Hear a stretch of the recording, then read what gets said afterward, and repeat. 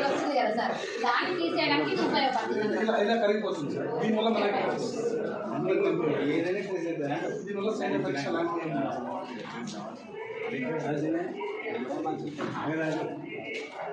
ఇలా ప్రతి ఒక్కటి సార్, ప్రతి ఇంట్లో పాన్ కార్డు ఉంటుందో లేదో కానీ గ్యాస్ ట్రబుల్, షుగర్, బీపీ అయితే కామన్ ఉంటున్నాయి కదా. ఇది ప్రతి ఒక్క దానికి సొల్యూషన్ అనమాట. ఇవి మందులు కాదు, మేము డాక్టర్లకు కాదు, బయట వాడుకునేది, ఇల్లు వాడుకునేది, బట్టలు వినుకునేది ఇవన్నీ వాడుకుంటా నేను చేసుకుంటే ఫస్ట్ నాకు 150 వచ్చినాయి. కానీ 150 వచ్చినాయి. ఆ 150 గొప్ప అనుకున్నా నేను. ఇది అసలు ఇన్ని రోజులు ఇన్ని వస్తువులు వాడతాను నేను షాప్లో. ఏ షాపులో ₹1 బిస్కెట్ డబ్బా నా పిల్లలు చిన్నోళ్ళు అన్నా కూడా ఇయ్యలేదు.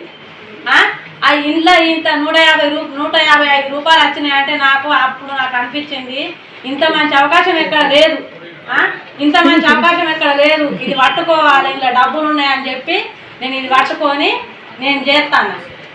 నాకు ఒకదానికే ఉన్నదా ఈ అవకాశం? మీకు కూడా ఉన్నదా? నాకు చదువు రాకుంటేనే నేను ఇంత చేస్తానా? నాకు నలుగురు దొరికిండు, మీకు నలుగురు దొరుకుతారా? దొరకదా? మరి దొరుకుతారు ఖచ్చితంగా. మనం ఇంట్లో వస్తువులు మనమే వాడాలి ఫస్ట్, మరి వేరే వాళ్ళకి చెప్పద్దు. ఫస్ట్ మనం వాడితే మనకు నమ్మకం దొరుకుతుంది. మనం వాడకుంటే ఈ నమ్మకం మనకే లేదు. మనకు నలుగురు పోయి చెప్తారు, నమ్ముతారా?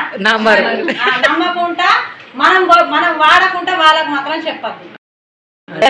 మనం వాడాలి.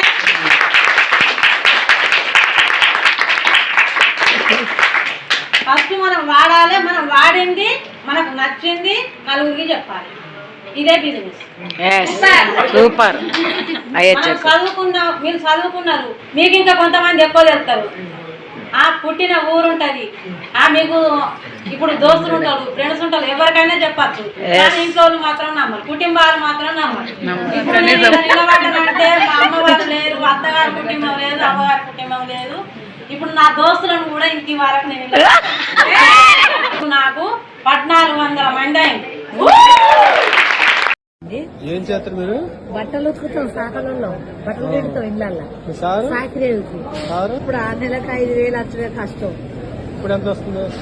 ఇప్పుడు మొన్న లాస్ట్ చెక్ 1,000 దాకా 1,30,000.